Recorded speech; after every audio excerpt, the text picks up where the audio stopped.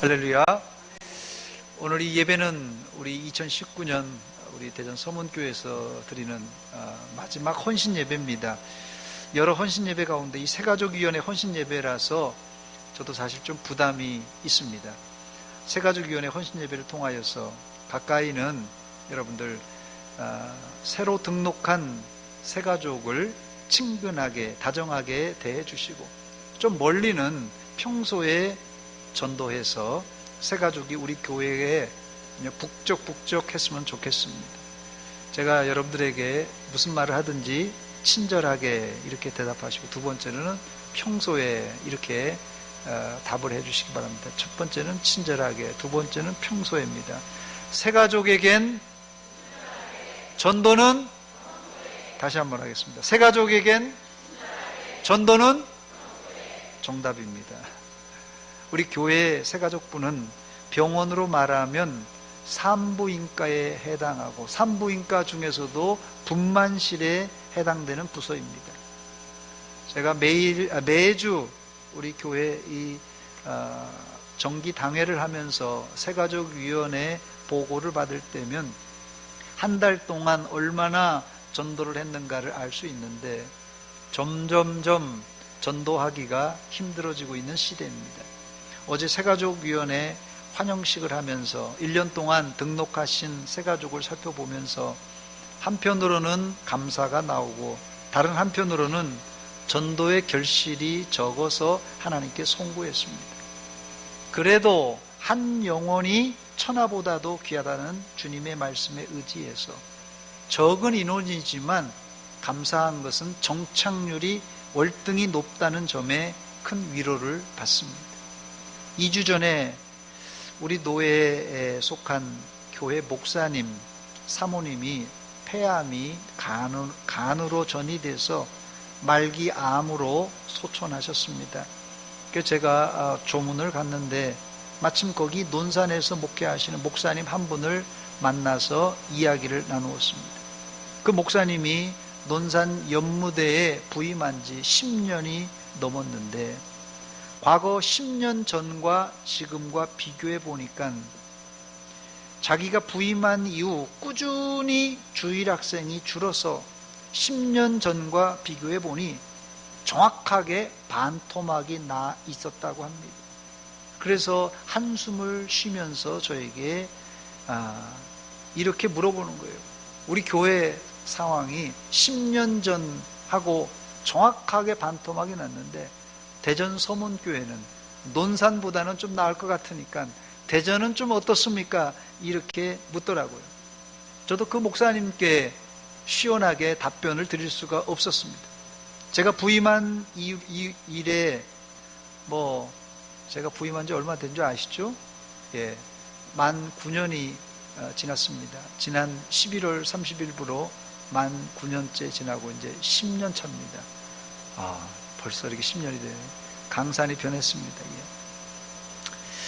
그때 당시와 제가 부임할 당시 주일학교와 지금 주일학교 숫자는 반토막까지는 아니더라도 우리 주일학교도 매년 늘지 않고 그냥 평균 유지하고 사실은 줄어들고 있는 추세입니다. 우리 교회 주변에 학교를 찾아보니까 초등학교가 대문 초등학교 있죠, 옆에 보성 있죠, 여기 동문 있죠, 또 철도길 건너서 문화초등학교, 그 다음에 우성학교 옆에, 우성아파트 옆에 뭐 있죠? 문성초등학교까지 우리 교회 반경에 초등학교가 5 학교나 포진되어 있습니다. 그런데 이들 학교 사정도 만만치가 않습니다. 대문과 보성 같은 경우 1학년이 3반이긴 하지만 한 반에 채 20명도 되지 않습니다. 어쩜 2반도 안 되는데 3반으로 늘려놓은 상태입니다. 예전 같으면 3반 합쳐도 한 반도 안 되는 규모입니다. 이건 제가 우리 태평초등학교에 근무하시는 우리 이봉환 권사님 따님이신 우리 최종림 집사님으로부터 받은 자료라서 아마 정확할 겁니다. 그래서 태평초등학교는 그래도 1학년이 5반이라고 하더라고요. 그래서 조금 아파트가 대형 단지가 있어서 아마 좀 난 것 같습니다. 어쨌든 간에 지금 이 문화동, 유천동 이 주변에 초등학교가 지금 1학년이 3반인데도 세 반조차도 한 반이 20명이 안 되는 상황이에요. 제가 6학년 때 번호가 65번이었습니다. 아무도 안 놀라시네요. 제 번호가 65번입니다. 예전에는 키 큰 순서로 앞에 세웠습니다. 그래서 제가 굉장히 뒤에 있었다는 거예요. 제가 더 이제 중학교, 고등학교 때 안 자라서 이렇지. 제가 초등학교 때는 65번이었습니다. 제 뒤로도 큰 애들이 있어가지고 한 대여섯 명이 있었어요. 그러니까 70번이 넘은 아이들이 있었습니다. 뭐 전학을 왔다 갔다 해서 71번도 있었다가 없어졌다, 2번도 생겼다 막 그랬습니다. 저희 학교는 1학년부터 3학년까지는, 제가 어릴 적에 1학년부터 3학년까지는 교실이 없어가지고 어떻게 하죠? 오전반, 오후반 이렇게 나누어서 공부했습니다. 여기 아마 대전에도 아마 그런 경험이 있는 분 있죠? 초등학교 저학년 때 오전반, 오후반 경험이 있는 분 있습니까? 여기 대전도 여기 대형 초등학교입니까? 어디죠? 여기? 어디에요? 여기 저 이부제 했던데. 예? 대형 초등학교? 예. 대형 국민학교. 그땐 국민학교. 대형 국민학교는 뭐 엄청 많았다고 하더라고요. 학급 수가 그때 1학년만 뭐 열 몇 반이라고 안 그랬어요? 예. 자, 그런데 지금 초등학교 한 반에 20명도 안 되는 실정입니다. 이 정도 규모면 뭐 저희들 때 같으면 소그룹 활동이고 뭐 이거 과외 공부 수준입니다. 이거 20명도 안 되면. 사정이 이렇다 보니까 교회 역시 주일학교 아이들 숫자가 절대적으로 부족한 상황입니다. 요즘 추워서도 그렇지만 아파트 놀이터에 가보니까 아이들은 볼 수 없고 죄다 어른들이 뭐 노인들만 앉아 있습니다. 이것은 비단 대전시만 그런 것이 아니라 시골은 뭐 말할 것도 없지만 대도시도 앓고 있는 중병입니다. 그러나 상황이 나쁘다고 우리가 앉아서 낙심만 할 수 없습니다. 왜냐하면 우리 주변에는 믿지 않는 사람이 더 많기 때문에 그래요. 믿지 않는 아이들이 아직도 더 많습니다. 이들을 전도하여 하나님의 집을 채우는 성도들이 되시기를 주의 이름으로 축원합니다. 저를 한번 따라서 하시기 바랍니다. 전도합시다. 전도합시다. 오늘 본문 말씀은 우리가 잘 아는 탕자 비유의 마지막 부분입니다.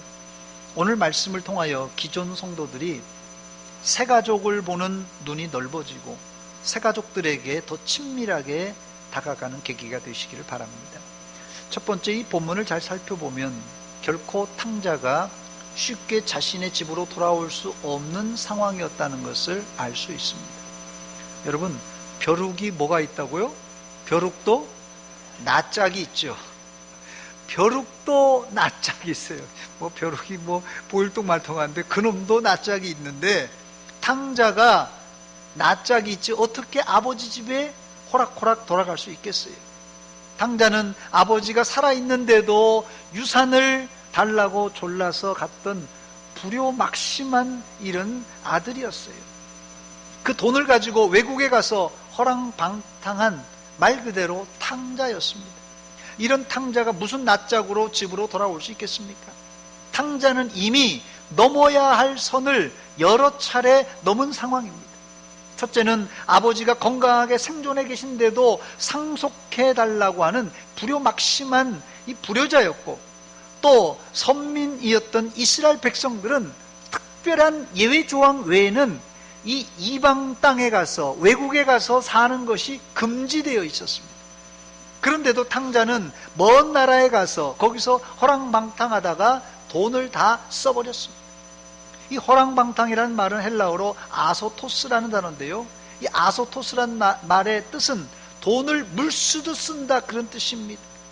영어적인 표현도 비슷한 건데 돈을 키질한다, 이런 뜻인데, 돈을 바람에 날아가게 키질하니까 얼마나 빨리 돈을 쓴다는 뜻입니까? 우리나라 말 이 허랑방탕이라는 단어의 의미는 윤리 도덕적인 부분에 초점을 맞춘 말이라면, 이 헬라어 아소토스는 돈을 빨리 낭비하는 소비에 초점을 둔 말입니다. 사실 우리말 이 허랑방탕도 아주 틀린 표현이 아닌 이유는 뒤에 이 탕자의 형이 한 말을 우리가 들어보면은 충분히 허랑방탕이라고 쓸 수 있는 단어입니다. 누가복음 15장 30절에 보니까 아버지의 살림을 창녀들과 함께 삼켜버린 이 아들이 돌아오매 그랬어요. 아버지의 살림을 창녀들과 함께 삼켜버렸다, 이렇게 탕자를 꼬집어 말합니다. 그런 거 보면 탕자는 틀림없이 돈을 빨리 소진할 뿐 아니라 창기도 한 명이 아니라 창녀들이라고 복수라고 사용한 걸 보니까 탕자의 윤리 도덕적인 타락은 기정사실이었던 것을 알 수 있습니다. 나중에 탕자가 회개하는 고백 속에도 내가 하늘과 아버지께 이 죄를 지었습니다, 이렇게 고백하는 말을 들어보면은 분명히 하늘 아버지 하나님께와 육신의 아버지께 불효막심한 이 불효자였어요. 아까 말씀드린 대로 벼룩도 낯짝이 있는데 이런 모습으로 탕자가 어떻게 아버지 집으로 돌아갈 수 있겠습니까? 우리가 겉으로 보면은 탕자가 당한 이 열악한 상황인 허랑방탕하여 재산을 다 낭비하고는 큰 흉년이 들어서 돼지가 먹는 쥐염 열매, 그 쥐염 열매조차도 먹을 수 없는 그런 상황, 바로 그런 악조건이 탕자를 집으로 돌아오게 만들었다, 이렇게 볼 수 있습니다. 충분히 우리가 이해할 수 있는 상황입니다. 내 아버지 집에, 탕자의 집, 아버지 집에는 먹을 양식이 이 풍족한 일꾼이 넘쳐나는데 나는 이방 땅에서 돼지가 먹는 쥐염 열매조차도 먹을 수 없는 신세가 되었으니 이런 열악한 상황이 탕자로 하여금 아버지 집으로 돌아오게 한 것입니다. 그러나 꼭 그렇다고 볼 수 없습니다. 꼭 그렇다고 볼 수는 없어요. 요한계시록 9장에 보면 7 나팔 재앙이 나옵니다. 이 크게 3가지 재앙이 나오죠. 7 인의 재앙, 두 번째 7 나팔의 재앙, 그 다음에 7 대접 재앙이 나옵니다. 자, 그 중에 중간에 나오는 이 나팔 재앙에 보면 6번째 천사가 이제 나팔을 부니까 땅 위의 사람의 3분의 1이 죽임을 당하는 대대적인 재난이 발생합니다. 그래도 다행인 것은 아직 땅 위에 몇 %가 살고 있다고? 3분의 2는 아직 살아있다는 뜻입니다. 이 땅 위에 3분의 1, 몇 명 정도 됩니까? 이 땅에 지구상의 3분의 1이 죽임을 당했는데 몇 분의 1이 몇 사람이 죽었다는 거예요. 2019년 7월 10일 기준으로 세계 인구를 조사해 보니까 약 77억 1660만 명입니다. 77억의 3분의 1이 죽임을 당하는데요, 77억의 3분의 1 하니까 25억 7220만 명이 죽음을 당했다는 뜻이에요. 여러분, 25억 명이 3분의 1이 죽임을 당하는 재앙입니다. 여러분, 지구상에 3명 중에 한 사람이 죽임을 당했으니 이것을 보면은 누구나 회개하고 하나님께 매달릴 것 아니겠습니까? 그런데 계시록 9장 20절과 21절에 보면 오히려 반대되는 현상이 나타났습니다. 이것이 바로 예수 믿지 않는 사람들의 강팍함입니다. 이 재앙에 죽지 않고 남은 사람들은, 죽지 않고 남은 사람 몇 %라고 했어요? 3분의 2의 사람들이에요. 이 사람들이 어떻게 하냐면요, 손으로 행한 일을 회개하지 아니하고 오히려 여러 귀신과 또는 보거나 듣거나 다니거나 하지 못하는 금, 은, 동과 목석의 우상에게 절하고, 그리고 또 그 살인과 복술과 음행과 도둑질을 회개하지, 어떻게 했다고요? 회개하더라? 회개하지 아니하더라 그랬습니다. 여러분, 회개가 환경이 바뀐다고 되는 줄 아세요? 또 단순한 깨달음으로 회개가 되는 줄 아십니까? 우리 마음에 회개가 일어나는 일은 모두 다가 성령 하나님의 역사로만 가능합니다, 여러분. 혹시라도 여러분들이 하나님의 징계를 받고 회개했다면 그 징계는 하나님의 사랑인 줄 믿으시기 바랍니다. 그냥 사랑이 아니라 엄청난 사랑입니다. 그런데 완악한 인간들은 하나님의 회개하라는 사인을 보고도 끝까지 어떻게 한다고요? 우상 숭배하고 살인하고 복술, 음행, 도둑질을 회개하지 않습니다. 즉 탕자의 회개는 다 망해서 쥐염 열매 먹으며 살기 힘드니까 한 것이 아니라 이것은 일종의 옆구리를 찌르는 행동이라면, 진짜 회개한 이유는 성령 하나님의 은혜인 줄 믿으시기 바랍니다. 왜 제가 이 탕자가 쉽게 집으로 돌아올 수 없는 상황이라고 말씀드리는지 아시겠습니까? 그렇습니다. 우리가 전도하는 사람들은 탕자와 같이 환경이 바뀐다고 쉽게 아버지 집 교회로 돌아올 수 없는 형편의 사람들이 많습니다. 두 번째, 그렇다면 우리가 이들을 회개시킬 수는 없지만 우리가 할 수 있는 것이 있는데요, 탕자 아버지처럼 매일같이 동네 어귀에서 집 나간 둘째 아들을 기다리는 것입니다. 우리가 그들을, 탕자를 회개시킬 수는 없지만 그들을 기다릴 수는 있습니다. 우리가 탕자가 있는 재산을 정리해서 외국까지 갔죠. 있는 재산 다 정리해서 외국 갔죠. 또 거기서 허랑방탕하게 있는 돈을 다 허랑방탕하게 다 써버렸죠.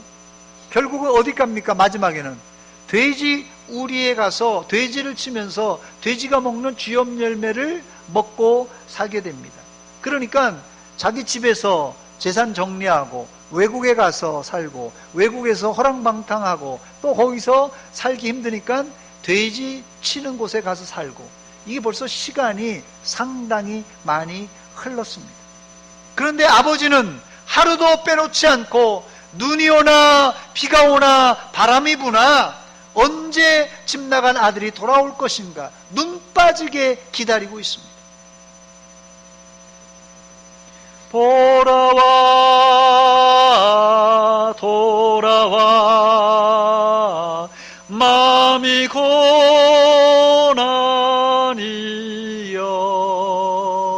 길이 참 어둡고 매우 험악하니, 같이 부릅시다. 집을 나간 자여 어서와 돌아와 어서와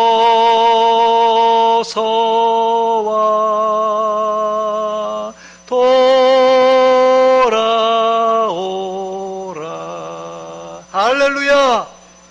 우리가 탕자를 회개시킬 수는 없지만 우리가 할 수 있는 일은 기도하며 기다리는 일입니다. 기도할 수 있잖아요. 기도할 수 있잖아요. 오래 기도하고 기다려도 안 돌아오니까 화딱지가 나서 우리는 더는 못 참고 더는 못 기다린다면 그들은 영영 돌아올 기회를 잃고 말 것입니다. 그러므로 돌아오고 안 돌아오는 것은 누구 책임이에요? 탕자 책임입니다. 돌아오고 안 돌아오는 것은 탕자 책임이지만 기다리는 것은 우리 책임입니다. 또 회개는 우리가 시키는 것이 아니라 성령 하나님이 시키는 것이에요. 이런 역할 분담만 제대로 알아도 우리 마음의 부담이 한결 덜할 것입니다. 그런데 이 기다림은 시간만 오래 기다린다고 되는 것이 아니라 넓은 마음, 용서의 마음으로 기다려야 됩니다. 그래야 탕자가 돌아올 자리가 있는 것입니다. 본문 20절입니다. 이에 일어나 아버지께로 돌아가니라. 아직도 거리가 먼데 아버지가 그를 보고 측은히 여겨 달려가 목을 안고 입을 맞추었습니다. 아버지는 오랜 시간 아들을 기다렸을 뿐 아니라 그가 언제 돌아오든지 모든 일을 묻지도 따지지도 않고 용서할 준비를 하고 기다렸던 것입니다. 이게 아버지의 용서와 사랑입니다. 그러면 걱정하실 분들이 있을 것 같아요. 저런 놈은, 저런 탕자와 같은 놈은 집에 돌아와도 언제 또 재산을 빼돌려서 나갈지 모르니 돌아와서 용서는 해주더라도 재발 방지라도 약속을 받아 놔야 다시는 이런 일이 없을 것이라고 이야기합니다. 지당한 말씀입니다. 저런 놈들이 자꾸 재발을 하고 상습범이 돼서 자꾸 아버지를 등쳐먹을 수 있어요. 그런데 이런 방법은 철저하게 세상에서 하는 방식입니다. 물론 기독교 안에도 계약을 맺고 약속이 있습니다. 그런데 기독교 안의 계약은 세상 약속과는 다르게 무슨 계약이라냐면요, 은혜 계약이라고 부릅니다. 은혜 계약이라고 부릅니다. 사실 우리가 매주 주일날 나오면서 오늘 주일날 여러분 어떤 기도를 드렸습니까? 하나님 아버지, 지난 한 주간 동안 잘못했습니다. 용서해 주세요. 용서해 주세요. 이렇게 회개 기도를 다 하셨을 것이에요. 그런데 여러분, 다음 주 아직 모르지만 다음 주도 여전히 동일한 죄를 짓고 또 용서해 달라고 기도를 할 것입니다. 만약 여러분들에게 하나님이 너 일로 와봐, 너 한번 일로 와봐봐, 이번 주 너 잘못했다고 회개했지? 예, 잘못했다고 회개했습니다. 너 재발 방지 약속을 해야 되겠다. 너 맨날 이렇게 매주 사기치고 매주 거짓말하는데 너 이래서는 안 되겠어. 따끔한 맛을 보여주겠으니까 여기다가 재발 방지 위해서 너 이거 다음부터 또 이런 죄 지면은 너 국물도 없어. 이렇게 하면서 이번 한 번만 딱 봐주는 거야. 이렇게 하나님께서 매몰차게 말씀하신다면 이 자리에 누가 하나님 앞에 설 자가 있겠습니까? 하나님의 은혜 약속은 언제든지 회개하고 돌아오는 자는 용서해 주시는 십자가의 무한대 사랑입니다. 십자가의 무한대 용서입니다. 여러분, 저를 한번 따라서 하시기 바랍니다. 십자가의 무한대 사랑. 십자가는 무한대 사랑이요 무한대 용서입니다. 그런데 여러분들은 이런 십자가의 무한대 사랑을 실천하고 있습니까? 만약 이게 실천이 안 되는 분이 있다면 믿음의 기초부터 다시 점검해 봐야 될 것입니다. 마태복음 6장 11절로 12절은 주님이 가르쳐 주신 소위 말하는 주기도문의 한 부분입니다. 오늘 우리에게 일용할 양식을 주시옵고 우리가 우리에게 죄 지은 자를 사하여 준 것 같이 우리 죄를 사하여 주시옵고, 우리 죄를 사하여 주시옵고. 어떻게요? 우리가 우리에게 죄 지은 자를 사하여 준 것 같이 우리 죄를 사하여 주시옵고. 우리는 하나님께 내 죄를 사해 달라고만 구할 것이 아니라 나도 다른 사람의 죄를 용서해 줄 수 있는 관용을 베풀어야 됩니다. 그래야 우리도 하나님으로부터 용서받을 수 있습니다. 저를 한번 따라서 하시기 바랍니다. 용서는 믿음 생활의 필수 학점입니다. 여러분, 요새 이제 마지막 대학교 4학년들이 마지막 시험을 보고 있습니다. 이번 주에. 대학교 4학년이라고 해서 졸업하는 게 아니라 이 필수 학점을 다 이수해야 돼요. 한 학점이라도 빵꾸가 나면 졸업 못합니다. 우리가 다른 학점들, 뭐 봉사하는 학점도 따고 뭐 충성하는 학점도 따고 이런 학점도 따지만 용서라는 학점, 필수 학점을 못 딴다면 우리가 천국에 낙방할 수도 있습니다. 다시 말씀드립니다. 우리가 탕자를 회개시킬 수는 없지만 매일 탕자가 돌아오기를 고대하며 기도하고 기다려야 됩니다. 어떤 자세로요? 어떤 자세로? 용서의 넓은 마음으로 기다려야 됩니다. 세 번째, 문제는 우리 안에 탕자형의 마음이 도사리고 있다는 것이 이 세 가족들에게 가장 큰 부담이고 상처가 될 수 있습니다. 예수님이 이 비유를 누구에게 행했는지 아세요? 여기 누가복음 15장에는 세 가지 비유가 나오죠. 100마리 양 중에 한 마리 잃어버린 양, 그 양을 목자가 찾고 찾았다는 그런 비유. 두 번째는 여인이 10드라크마 중에 한 드라크마를 잃어버려서 빗자루로 쓸고 쓸어서 한 드라크마를 찾았다는 비유. 마지막 세 번째가 이 탕자의 비유입니다. 이 세 비유를 예수님께서 누구를 향하여 하셨는지 아세요? 본문 1절로 3절에 나옵니다. 모든 세리와 죄인들이 말씀을 들으러 가까이 나오니, 예수님께 지금 모든 세리와 이 죄인들이 말씀을 들으러 나오는데 2절에 보니까 2절에 바리새인과 서기관들이 수근수근 거리면서 뭐라고 그러냐면, 이 사람이 죄인을 영접하고 죄인과 세리를 영접하고 음식을 같이 먹는다 하더라. 3절에 보니까 예수께서 그들에게 이 비유로 이르시되, 바로 이 세 가지 비유를 누구에게 한 것입니까? 그럼 누구에게 한 거예요? 어려워요? 1절에 지금 세리와 죄인들이 예수님 말씀을 들으러 오니까 2절에 이 바리새인과 서기관들이 수근수근 하는 거예요. 그래서 예수님께서 바로 이 비유를 그들에게 말씀하셨다고 했어요. 그들이 누굽니까? 바리새인과 서기관들이에요. 이 세 가지 비유는 다른 사람에게 한 게 아니라 바리새인과 서기관들을 똑똑히 들으라, 이게 하신 말씀이에요. 물론 상황에 관계없이 잃은 양의 비유와 잃어버린 드라크마 비유, 그리고 탕자의 비유는 뭐 상황에 관계없이 우리에게 은혜가 됩니다. 그러나 예수님 당시 이 비유를 들었던 당시 바리새인과 서기관들에게 이 비유를 했다는 것은 큰 특별한 의미가 있다는 것이에요. 즉 상황이 어떻다고요? 예수님께 세리와 죄인들이 말씀을 들으러 오는데 이것을 비방하며 바리새인과 서기관들이 안 잊고 온 눈초리로 보자, 바로 바리새인과 서기관들을 향하여서 예수님은 세리와 죄인 같은 집 나간 둘째 아들을 찾으러 왔다고 바로 이 비유를 그들에게 증거하신 것입니다. 그러면서 예수님은 마지막에 탕자의 형을 비유로 들면서, 너희가 바로 바리새인과 서기관들에게 너희가 바로 탕자의 형, 돌아오는 동생을 비꼬고 용서하지 않고 심지어 아버지에게도 악심을 품는 아주 형편없는, 심지어는 탕자보다도 더 못된 놈이라고 직격탄을 날린 것입니다. 이제 예수님께서 이 비유를 말씀하신 요지를 여러분 알겠습니까?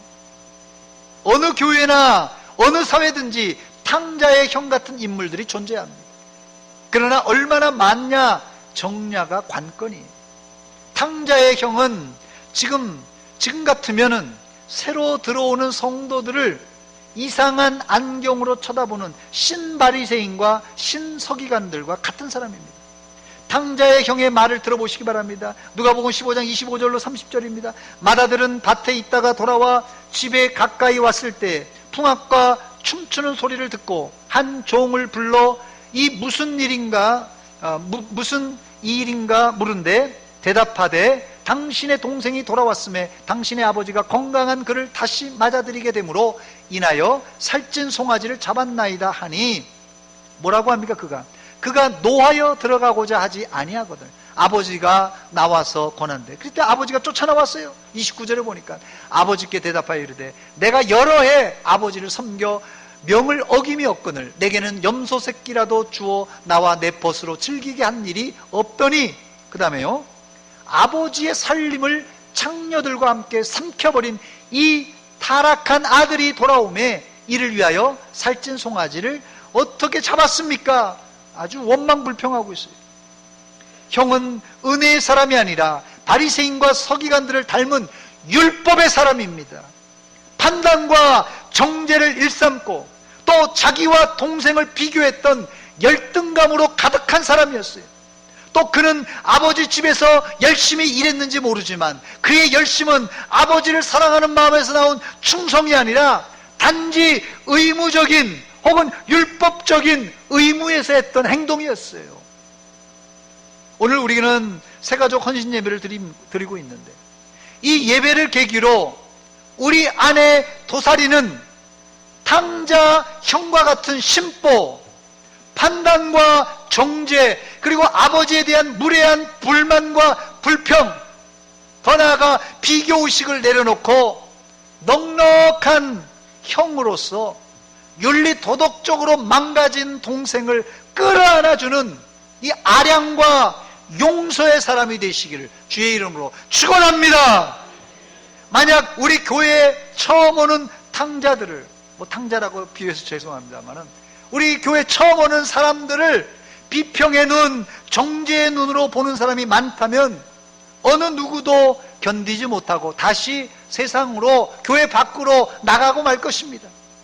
이제 우리는 탕자형의 마음을 버리고 아버지의 마음, 기다리고 기도하며 용서하는, 기다리고 기도하며 용서하는 이 세 가지 마음으로 탕자를 기다리고 영접하여, 오늘 이후로 새가족위원회 위원들만이 아니라 누가 되었든 우리 교회는 사랑이 넘치는 교회라는 인정과 칭찬이 있으시기를 주의 이름으로 축원합니다. 사랑하는 여러분, 회개는 환경이 변한다고 쉽게 일어나는 반응이 아니라 전적인 성령 하나님의 감동으로만 이 영적인 반응이 일어날 수 있습니다. 회개가 영적 반응인데요, 이게 환경 변한다고 되지 않아요. 회개의 역사는 성령 하나님께 맡기시기 바랍니다. 탕자가 회개하는 것은 성령 하나님의 영역이에요. 그러나 우리가 할 수 있는 일이 있는데, 탕자를 기다리고 기도하고 아버지의 마음으로 용서해 주는 일입니다. 그리고 교회 처음 오는 사람들을 따뜻하게 품어줌으로 세상에서는 느끼지 못한 하나님 아버지의 사랑을 여러분들을 통하여서 생생하게 새가족들이 체험하시기를 주의 이름으로 축원합니다. 저를 한번 따라서 하시기 바랍니다. 기다리겠습니다. 기도하겠습니다. 용서하겠습니다. 기도하겠습니다. 하나님 우리 아버지, 은혜와 사랑 감사드립니다. 이 오후 시간에 저희들을 예배의 자리로 인도하시고 특별히 새가족위원회 헌신 예배를 드리게 하신 것 감사합니다. 지나간 1년 동안 우리가 얼마나 전도했는가, 지나간 1년 동안 우리가 새가족들을 어떻게 친절하게 영접했는가 돌아보며 이제 2019년을 잘 마무리하고 2020년도에 우리 교회 전도의 문이 열려져서 새가족들이 구름대처럼 몰려오게 하여 주시었고, 우리는 그 새가족들을 예수의 사랑, 용서의 사랑으로 잘 품어서 성장하고 믿음이 든든하게 세워질 수 있도록 도와 주시옵소서. 예수님의 이름으로 기도하옵나이다. 아멘.